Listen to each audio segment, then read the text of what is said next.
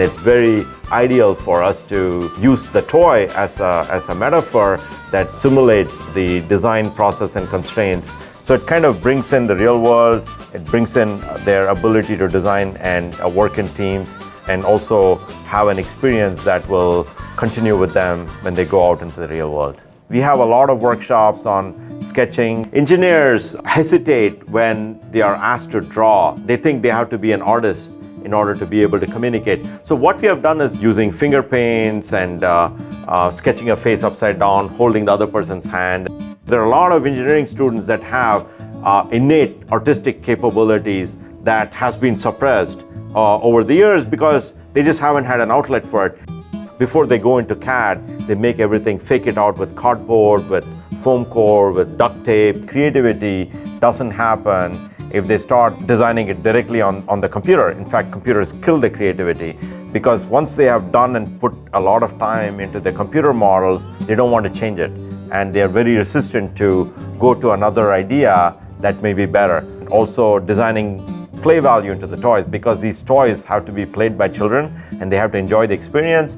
So we make them play with various toys. We have like 40 different toys from Lego to Play-Doh to everything else. And so they play with these toys and then they start generating their ideas. They take some of their good ideas and combine them in ways that will create a very compelling toy that kids can play with.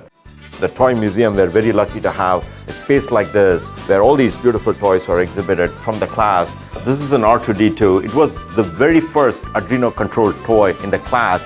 Evil Coke can be used to chase people and snap at them. At some point, they even had it blow flame out of the mouth. The classic bookworm, it's a book, but also a worm. It actually can crawl like a worm. This is an alarm clock, actually. You have to solve a puzzle to wake up, otherwise it won't shut down. This is a chicken run. You know, it's a social game, 3 people play, and it's kind of running around, and you can shoot it with a gun. This is Octobob. It's just an octopus table companion. It sort of makes interesting noises on the table. This is interesting glove, which you just move your fingers, and you're actually puppeteering all these characters on top. The idea of being able to communicate your ideas becomes a part of your design itself. We need a lot of our students to have that capability of being able to communicate and convince people and sell things to others.